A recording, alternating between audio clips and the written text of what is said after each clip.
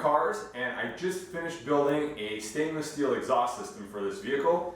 And what I have in my hand here is the last little section. You can see the V-band clamp here. This is the last section of the exhaust that passes out the side of the car. And what we're going to be doing today is we are going to be wrapping this with fiberglass exhaust wrap, and I'm going to show you how. Okay, so this is a relatively easy and straightforward project to take on for yourself. And the first thing I'm going to do is I'm going to go through the materials that you need. So starting from right to left, you can see in the bottom right hand corner there are metal zip ties. You're going to need these to fasten the fiberglass wrap to your exhaust pipe. You can also see peeking down in the bottom there is a hose clamp. These will also work just the same and just as well. However, I like to use the zip ties because they are more permanent, whereas the hose clamp can potentially come loose, but I have them here today because I'm going to use them to temporarily hold the exhaust wrap while I wrap it. Next up, you can see the fiberglass exhaust wrap. Now, I found this stuff at an industrial heating and supply store, so it is the same product. It's just fiberglass wrap. It's used for an industrial application, which means it's just as good as the automotive stuff.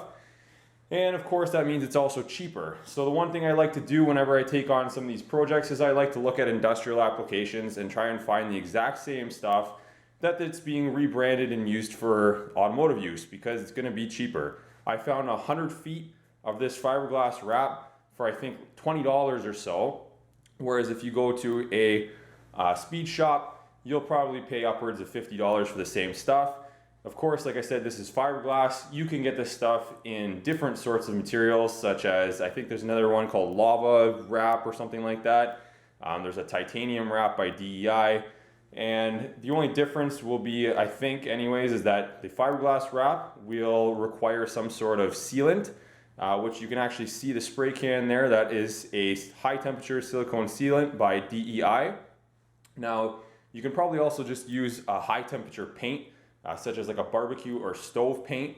I was also looking at the MSDS sheets for these high temperature paints, the DEI versus the barbecue paint, and they seem very similar in terms of what they contain, their material composition. So I'm pretty sure this is just a variant of barbecue or stove paint that again has been rebranded for some sort of specialty automotive use, and then they end up charging you twice as much.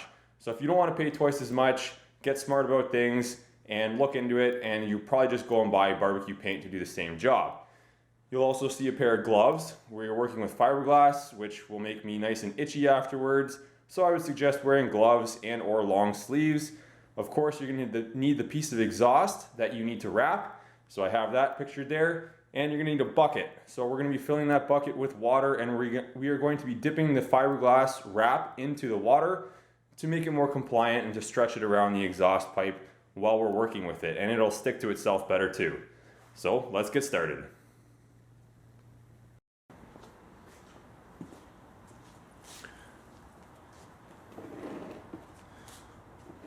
All right, so now that we have the bucket with our water in it, we can go ahead and get started. Just gonna go over what I'm gonna do right before we start. So I'm gonna be starting on the exit end here. It's a very easy place to start. There's no flanges. There's nothing there to obstruct us from beginning our wrap. And I'm gonna be using the hose clamp to temporarily fix this wrap. We're gonna be using a 50% overlap across the entire tube. And we have some tricky parts down here, such as this exhaust hanger and this bung, where we're gonna have to try and avoid them and do something at the end there.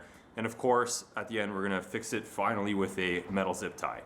So let's go ahead and start wetting the wrap. So the first thing I'm gonna do is I'm gonna get a nice clean cut on the end. So I'm just gonna cut up a slight diagonal.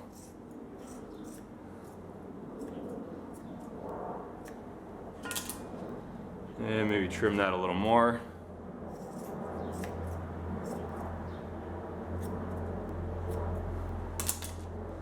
And now we're going to start dipping this in the water, and like I said, then we're going to temporarily secure it with this clamp.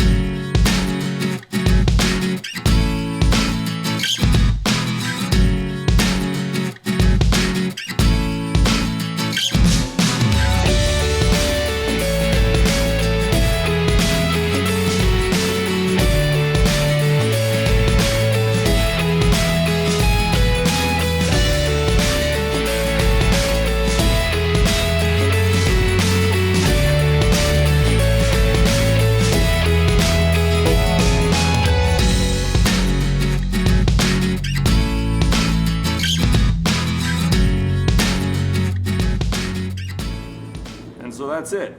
Pipes wrapped. That took only about a few minutes. There's some spots I can see where I'm going to try and rework the wrap a little bit while it's on there. But if you notice, while I was doing this, I was trying to pull very tight to keep the wrap nice and tight so it doesn't slide around, doesn't move later on. But overall, I'm pretty happy. There's a 50% overlap. It's soaking wet right now, so what I'm going to have to do is I'm going to have to go let it dry out in the sun, or maybe hit it with a heat gun before we can apply the final sealant. Okay, so the last step here is to paint the exhaust wrap, and I'm going to be sealing it with a product from DEI. Now this is high temperature silicone paint, and I'm pretty sure though this is just overpriced barbecue or stove paint, so decide for yourself what you'd like to use. I found this stuff on sale, so I went ahead and got the actual DEI product. Shake the can well, pop the cap off, and start painting. You have to make sure that your exhaust wrap is dry before you do this. So as I was doing earlier, I dried it out with my heat gun, and I also left it out in the sun for a few hours. So the trick here is just light, even coats.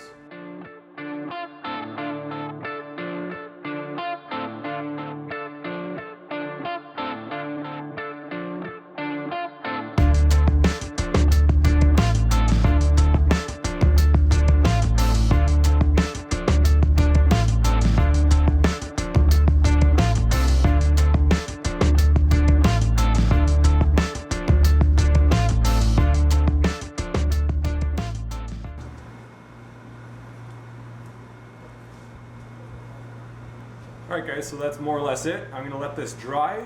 I might attempt to hit it with the heat gun one more time to cure this high temperature paint. But other than that, it's ready to go on the car and do the final install. Thanks for watching.